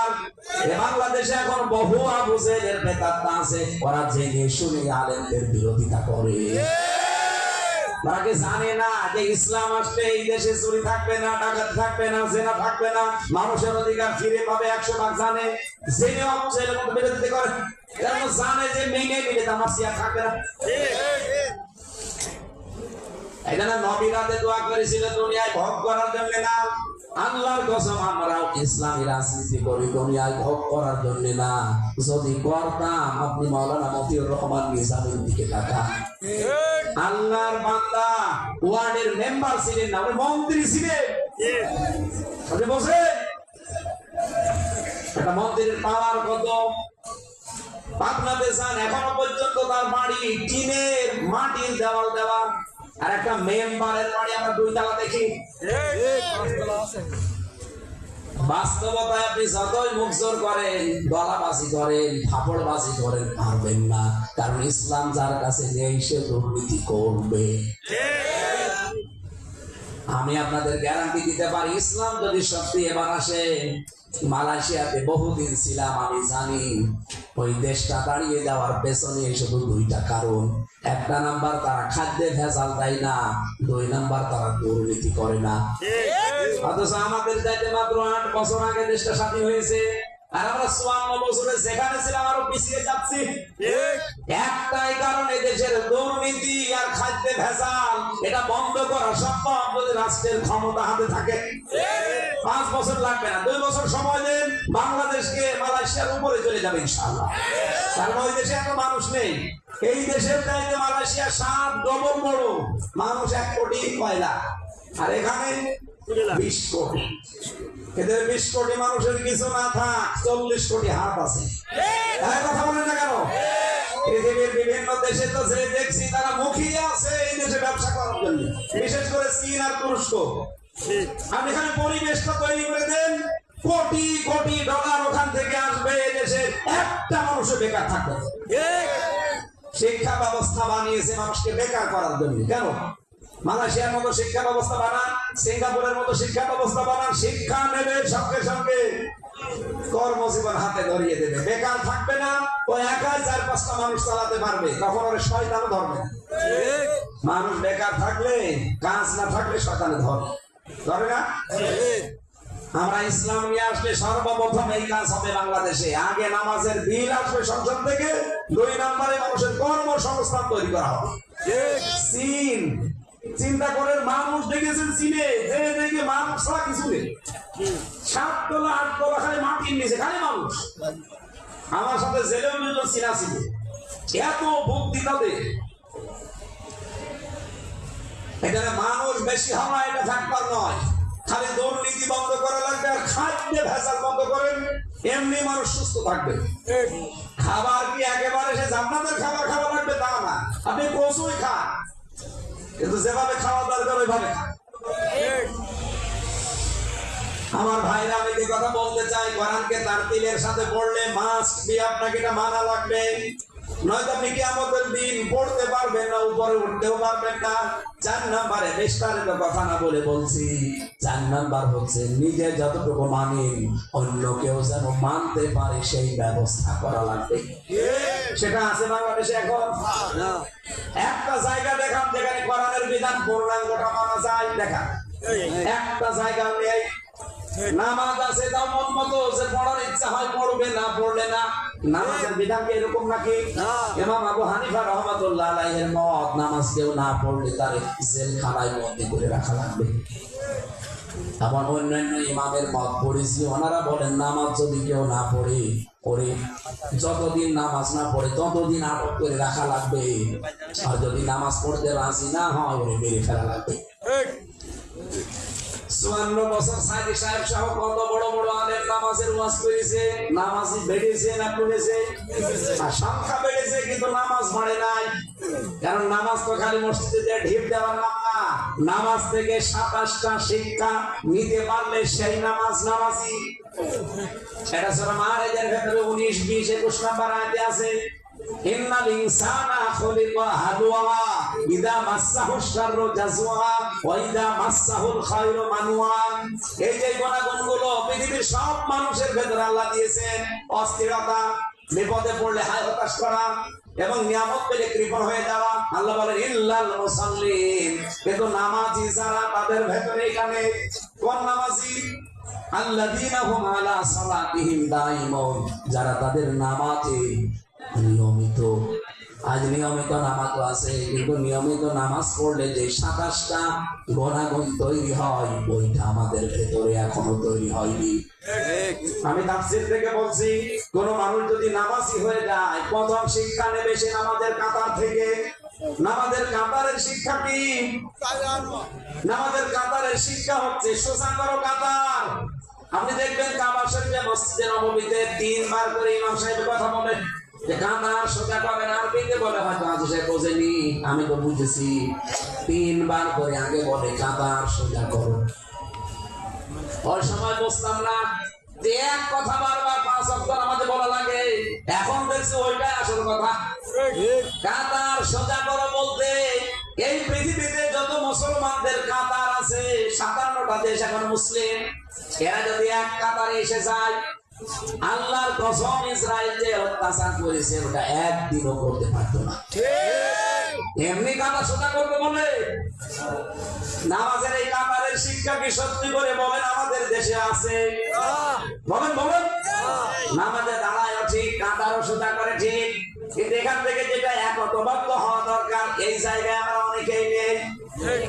এই কথা বলছেন না? দেখেন এই দেশে এখন পরিবেশ একটা অলরেডি চলে এসেছে। সব ইসলাম পন্থীরা প্রায় এক হয়ে যাচ্ছে যে যাই করি আমরা ইসলামকে বা জায়গা মতো পাঠাতে চাই। বাস্তব কি দেখছি? কিছু মানুষ দেখছি না বিভিন্ন লোভে হোক আর চেয়ার পাওয়ার আশায় হোক বলছে না ওর ভেতরে আমরা নেই। অথচ আমাদের প্রথম শিক্ষা ছিল এইটা। কারণ আপনি যে কাতার সোজা করেছেন একটা উদ্দেশ্য নিয়ে, উদ্দেশ্যটা কি? সেজদা দেবেন আল্লাহকে। কি দেবেন? আরো জোরে বলেন। সেজদা একটা বিধান, এই বিধানটা কার? আরো জোরে বলেন। আল্লাহর এরকম বিধান এই কোরআনে আছে 500। একটা বিধান পালন করার জন্য যদি এত বড় মসজিদ বানানো লাগে, ইমাম সাহেব রাখা লাগে, মুয়াজ্জিন রাখা লাগে, খাদেম রাখা লাগে, 5 ওয়াক্ত আযান, 5 ওয়াক্ত জামাতে হাজির, কম কষ্ট নাকি এটা? একটা বিধান পালন করার জন্য যদি এত কিছু করা লাগে, এরকম এখনো 499টা বিধান আছে কোরআনে। ওগুলো ব্যক্তি, পরিবার, সমাজ, রাষ্ট্রে মানা লাগবে। নিজে মানবেন, অন্য যেন মানতে পারে সেই ব্যবস্থা করে দেবেন। এর নাম তার দিলের সাথে পড়া। এই 4টা শর্ত মেনে যারা পড়তে পারবে, আল্লাহ বলেন উলাইকা ইউমিনুনা বিহি, এরাই আমার কোরআনে বিশ্বাসী। ওয়া ইয়াকফুর বিহি ফাউলাইকা হুমুল খাসিরুন, যারা এই 4টা শর্ত মেনে কোরআন পড়তে রাজি না তারা ফাসিক। বলেন নাউজুবিল্লাহ। নবীজির যে হাদিস পড়েছিলাম শুধু বাংলা বললাম, সূরা শুরা 36-37 নাম্বার আয়াত আমরা পড়েছি। আজকের আলোচনার বিষয় মুমিন জীবনে এমন কিছু গুণাগুণ থাকা লাগবে যেটা আল্লাহর বর্ণনা দেওয়া, তার মানে মাস্ট কি থাকা লাগবে। রব্বুল আলামিন এবার আমাদের শোনাচ্ছে, এদিকে তাকান। ফামা উতিতুম মিন শাইইন ফামাতাউল হায়াতিদ দুনিয়া ওমা ইনদাল্লাহি খায়রু ওয়া আতকা লিল্লাযীনা আমানু ওয়া আলা রাব্বিহিম ইয়াতাওয়াক্কালুন।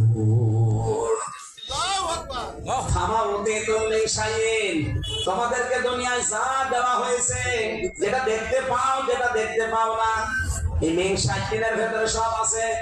পৃথিবীর সব কিছুকে আমি আল্লাহ বলছে এগুলো ভোগের সামগ্রী, এগুলো ভোগ করার জিনিস। আমি আল্লাহর কাছে যেগুলো আছে এগুলো একদিকে স্থায়ী আর একদিকে উত্তম। সুবহানাল্লাহ বলতে পারেন না? পৃথিবীতে আল্লাহ আমাদেরকে যা দিলেন সব কিছু ভোগ। আপনি যা দেখেন আর না দেখেন সব আল্লাহর ভাষায় ভোগের জিনিস। আমি চিন্তা করেছিলাম আয়াতটা নিয়ে আল্লাহ ভোগের জিনিস বললেন কেন? কারণ পৃথিবীর কোনো কিছু স্থায়ী না। আপনি যা যা ভোগ করতে পারেন পৃথিবীর সব কিছু, কোনো কিছু স্থায়ী স্থায়ী আল্লাহ যেটা বানিয়ে রেখেছেন তার কাছে ওটা একদিকে উত্তম আর একদিকে স্থায়ী। আয়াতের তাফসীর হয় দুইটা। আল্লাহর কাছে যা আছে ওগুলো সবার জন্য উত্তম হবে না। উত্তম হওয়ার জন্য আপনাকে নিম্নে বর্ণিত 11টা গুণ অর্জন করা লাগবে, কিন্তু সবার জন্য স্থায়ী হবে। আখিরাতের জীবন যেই দিন আপনার শুরু হয়ে যাবে ওই দিন থেকে আর কোনোদিন শেষ হওয়ার সম্ভাবনা নেই। কিন্তু দুনিয়ার জীবন যেদিন শুরু হয়েছে এর নির্ধারিত একটা সময় আছে শেষ হওয়ার।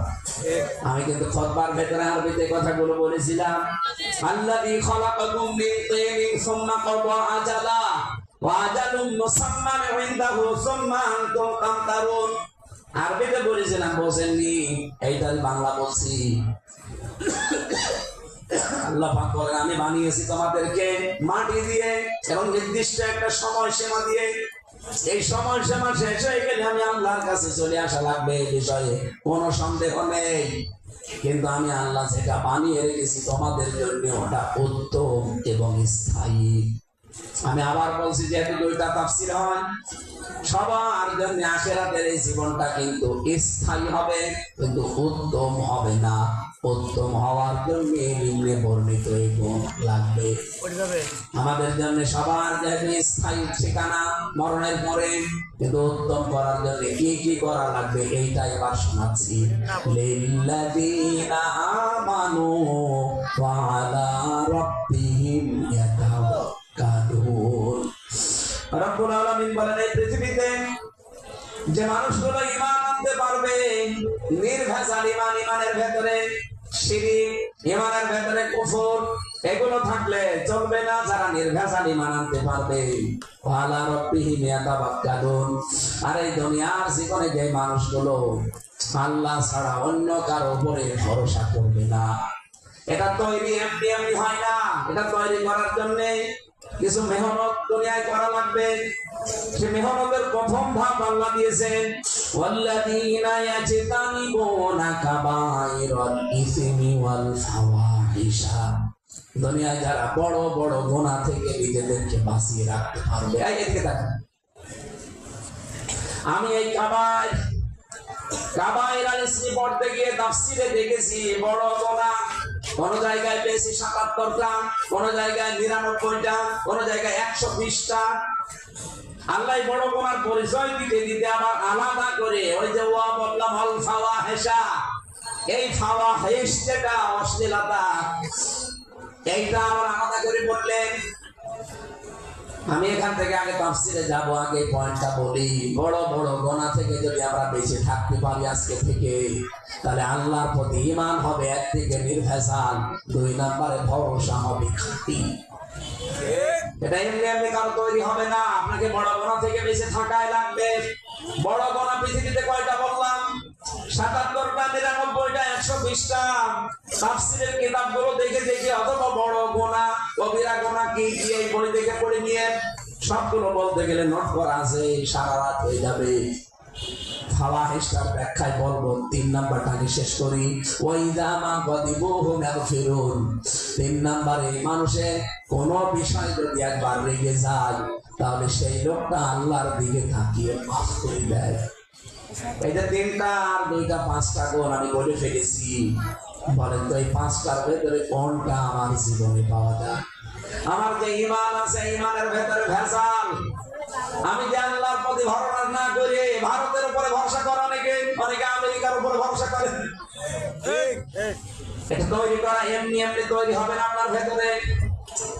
আকবারুল কাবায়ের বেশি ৭টা, এর ভেতরে সবচেয়ে বড় কবিরা গুনাহ হচ্ছে আল্লাহর সাথে শিরক করা। ২ নম্বরে মিথ্যা সাক্ষী দেওয়া। আমি আসার সময় হালকা টাচ পেয়েছিলাম, শুনছিলাম আপনাদের যিনি কথা বলছিলেন এর আগে। এই যে মিথ্যা সাক্ষী মানে শুধুমাত্র মামলায়, শুধুমাত্র কোর্ট কাছারিতে কেসে পড়ে মিথ্যা সাক্ষী, এইটাই না। আপনি এই যে ভোট দেবেন, এইটার একটা সাক্ষী। এখানে সাক্ষী দেওয়ার সময় খুব হিসাব নিকাশ করে দেবেন। এমন মানুষকে সাক্ষী দেওয়া যাবে না যে লোকটা সাক্ষী পেয়ে আর অন্যায় করার সম্ভাবনা আছে। কথা বলে না। আপনি কি মনে করছেন ভোট মানে শুধুমাত্র ভোট দিয়ে দিলাম শেষ? না, একটা সাক্ষী। মাইয়াশফা'আ শাফাআতান হাসানাতান ইয়াকুল্লাহু নাসিবুম মিনহা। সূরা নিসার ৮৫ নম্বর আয়াতের প্রথম অংশে আছে, কোন মানুষ যদি ভালো কাজের রায় দেয়, ভোট দেয়, সুপারিশ করে, সমর্থন জানায়, সহযোগিতা করে, আল্লাহ বলেন ভালো কাজ করে যা পাবে, তবে সুপারিশ করে ভোট দিয়ে তার অংশ পাবে। এটা দুনিয়ার কাজ হয় কি বলে বলেন তো? আপনার এইটা দিয়ে আখিরাত তৈরি হবে, হয় জান্নাত না জাহান্নাম। কারণ আপনি কাজ করেননি, মনে মনে ভাববেন যে আমি তো কোনোদিন জিনা করিনি, আমার আমলনামায় জিনার কোনো ফেরেশতারা লিখেছে, এ মনে হয় বানিয়ে লিখেছে। আল্লাহ বলেন আমি জানি তুই জিনা করিস নাই, কিন্তু এমন মানুষকে সাক্ষী দিয়েছিলি, রায় দিয়েছিলি, ভোট দিয়েছিস, তোর এই সাক্ষী রায় ভোট পেয়ে ও জিনার লাইসেন্স দিয়েছিল। এরকম মানুষ বাংলাদেশে নেই। রাজবাড়ির জেনারেল লাইসেন্স বন্ধ হয় না কেন? যশোরের এই জেনারেল লাইসেন্স বন্ধ হয় না কেন? এই যে নারায়ণগঞ্জের টাকা বন্ধ হয়ে গেছে, এই দুইটা বন্ধ করার জন্য শুধু ওয়াজ করেন যে আপনাকে ভেতর ঢুকিয়ে দেবে। ওখানে যদি যে বলেন যে নাউজুবিল্লাহ আস্তাগফিরুল্লাহ, এই কাজ মানুষ করে, আপনার পাগড়ি ধরে ভেতরে বলবে আসেন। এটা বন্ধ করার জন্য কমপক্ষে সংসদে 300 এমপির ভেতরে 151 জন কোরআন যারা বুকে নিয়ে যেতে পারে তাদের পাঠতে হবে। তাহলে ওয়াজ করা লাগবে না জীবনে, এমনি দেখবেন ওটা উঠে চলে গেছে বঙ্গোপসাগরে। আমি আসল কথা বলেছি, এবার রাগ হলে আপনার হোক। বড় বড় গোনা থেকে বাঁচতে হবে। সতী সাধবী কোন পুরুষ না, সতী সাধবী কোন নারী অথবা নেককার কোন পুরুষের উপরে তহমত দেওয়া যাবে না জেনার। এখানে জেনা বলতে শুধুমাত্র ওই যে লজ্জা স্থানের জেনা না, এই যে তহমত গুলো বাংলাদেশে আছে হারে চলছে, যে যেই কাজ করে না তার উপরে আন্দাজে দোষ চাপিয়ে তাকে খালার করে দেয়। এটা বাংলাদেশে নেই। কথা বলেন না কেন? আপনাকে আবার বলছি, রাগ হবে, এটা স্বাভাবিক, মানুষের প্রকৃতি হবে।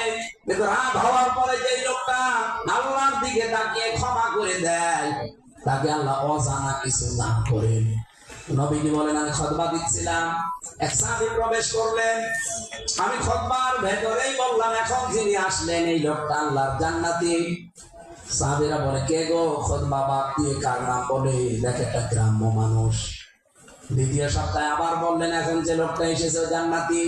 তৃতীয় সপ্তাহে আবার বললেন, যে লোকটা এখন প্রবেশ করেছে জান্নাতি। তিনবার কথা শোনার পরে হযরত সাদ বিন আবি ওয়াক্কাস রাদিয়াল্লাহু তাআলা উনি বললেন, লোকটা কি এমন আমল করে আমি দেখবো। ওনাকে পেছনে পেছনে বললেন, ভাই আমরা মেহমান হতে চাই, চলেন। 3 দিন তার বাড়িতে যিনি একাধারে ছিলেন, দেখলেন না কিছু তো করে না, আমার মতো ওই কাজ কারবার। আমি যেমন নামাজ পড়ি ও নামাজ পড়ে। 3 দিন পরে উনি বললেন, আমি কিন্তু একটা বিষয় পরীক্ষার জন্য এসেছিলাম, আপনি তো কোনো গোপন কাজ করেন না, যে নবীজি আপনাকে 3বার জান্নাতি বলে ঘোষণা দিল, কি করেন আপনি? উনি বলেন, তো আমারও তো গোপন কিছু নেই, তবে একটা জিনিস আমার মনে আছে, সারাদিনের পরিশ্রান্ত শরীর নিয়ে যখন রাতের বেলা ঘুমাতে যায় তখন আমার যার উপরে রাগ আছে, অভিমান আছে, ক্ষোভ আছে, আমি মনে করি এই ঘুম আমার শেষ ঘুম। এজন্য সবাইকে আমি আল্লাহর জন্য মাফ করে দিয়ে একটা শান্ত মন নিয়ে ঘুমিয়ে যায়। আমার মনে হয় এই কাজটা আল্লাহর পছন্দ হয়েছে। আর আমাদের অবস্থা, ঘুমানোর আগে ফোন দিয়াতে কাকে সকালে ধরিয়ে দেবো, কথা বলছে না? এলাকায় এসব চলে না। ঘুমানোর আগে ফোন করে যে কারে সকালে মিথ্যা মামলা দিয়ে ছেড়ে দেবো, আবার তার কাছ থেকে টাকা নিয়ে খাবো, এই ধারণা আছে না? কেন মাফ করবো না? আমার মনে হয় বেশি বলে ফেললাম, আর না বলাই ভালো। শেষ করে দেবো না?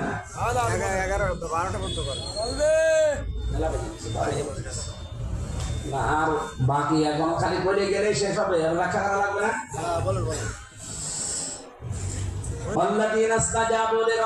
যারা তাদের রবের ডাকে সাড়া দেয়, যারা নামাজকে দাঁড় করায়, নামাজ শুধু পড়া না, নামাজকে কায়েম করা লাগবে, দাঁড় করানো লাগবে, প্রতিষ্ঠা করা লাগবে। যারা পৃথিবীতে পরামর্শের ভিত্তিতে কাজ করে, এবং তাদের সম্পদগুলো রিজিকগুলো খরচ করে। তারা কাউকে কিছু বলে না, কিন্তু কেউ কিছু বললে ছাড়ে না। এই গুণ আমাদের আমার মনে হয় সামনে অর্জন করা দরকার, খরচ হয়ে গেছে। ইসলাম কাউকে কিছু আন্দাজে বলে না, কিন্তু ইসলামকে উৎখাত করার চেষ্টা করলে ছেড়েও দেয় না। وجزاء سيئة سيئة مثلها فمن عفا وأصلح فأجره على الله إنه لا يحب الظالمين ولمن انتصر بعد ظلمه فأولئك ما عليهم من سبيل। 11টা গুণ আমার বাড়িতে লিখে নিয়ে, আমার সারাদিনের পরিশ্রান্ত শরীর আর মেলা রাত হয়ে গেছে। এখানে একটা কাগজ দিলে মনে অবস্থা আমাদের দামড়বাজার বেগপাড়া মসজিদে বিভিন্ন এলাকা থেকে মহিলা পুরুষরা আসে। তাদের ধারণায় মসজিদটি গায়েবীভাবে তৈরি হওয়া, কারণ এই মসজিদটি কবে নির্মাণ হয়েছে কেউ জানে না। তারা এখানে আসে তেল, পানি, চিনি, মিশ্রিত লবণ, মাদুলি ইত্যাদি রেখে যায়। মসজিদের ধোলা মালি মাটি শরীরে মাখে। ছাগল, গরু, মহিষকে, মুরগি জবাই করে চিংড়ি ভাগ করে খাওয়া, এগুলো তারা এতে করে যে তাদের রোগ বালা সজোর হয় না, এগুলো শিরিক। প্রথম পয়েন্টে তো এটাই বলছিলাম। সুতরাং এখানে যাবেন না। বা কিসের গায়েবী মসজিদ? আমাদের কুষ্টিয়ার ঝালদিয়া মসজিদ বলে গায়েবী মসজিদ। কিসের গায়েবী? একজন বানিয়েছে। কাবা শরীফ যদি একজন বানাতে পারে, কোন মসজিদ আছে যে জিনরা বানিয়ে গেছে? এসব পাগলামি। আশা করছি এই সমস্ত বিশ্বাস করবে না, মেয়েরা এগুলো উদ্বুদ্ধ হয়ে যায়। এই জন্য তো খাঁটি ঈমান আনতে হলে শিরিক মুক্ত ঈমান আনতে হবে। আপনারা এই মাদ্রাসার দিকে অন্তত খেয়াল রাখেন, আর আল্লাহ আমাকে যদি অন্তত জায়গা মতো নিয়ে যায়, আমি কথা দিয়ে যাচ্ছি আমি খেয়াল রাখবো ইনশাআল্লাহ। খেয়াল রাখবো, আপনারা খেয়াল রেখেন। এখানে প্রায় 45-46 জন শিক্ষক শিক্ষিকা আছে। এখানে মাদ্রাসার কাজ চলছে শুনলাম, আমি তো আরো আগে আসলে দেখতে পারতাম। সিমেন্ট লাগবে। এখানে যদি কেউ থাকেন আশপাশে, এখানে বসে আছেন যারা, যদি দিতে চান একটু বলেন তো দেখি। হুজুর ওয়াজ করতে করতে রাত 12টা 1টা বার করে মরে যান, সিমেন্ট হবে। এখানে যদি থাকেন হাত তোলেন তো। কই আছে কেউ? এই যে একজন। কয় বস্তা আপনার? একটা। আর কেউ আছে? এই একটা, দুইজন। আর এই একজন, তিনজন। এই নামগুলো একটু লিখে নিতে পারেন। 3 জন আছে। আর কে? একটু বলেন বলেন। আর কেউ নেই? 10টা তো হওয়া দরকার। এই হাজি সাহেব বলছে একজনই তো 10টা দিতে পারে, এরকম মানুষ এখানে বসে আছে না? কই আপনার এই জায়গায় যদি না দিয়ে অন্য কোনো নিয়ত করেন, আপনার কিন্তু খবর আছে। কি লিখে দিয়েছে? আপনি সব নিয়ে যাচ্ছেন ওই গায়েবী মসজিদে, অন্তত ওখানে না নিয়ে এই এতিমদের খেদমতে কাজে লাগান। আল্লাহ আরো খুশি হয়ে যাবে আপনার প্রতি ইনশাআল্লাহ। এই 3 জনকে চাই না, আরো মানুষ চাই আমরা। আর আছে না? উজিরপুরের লোক কই? সেই যে উজিরপুর, এরপরে পাশে কি যেন কোষা নাকি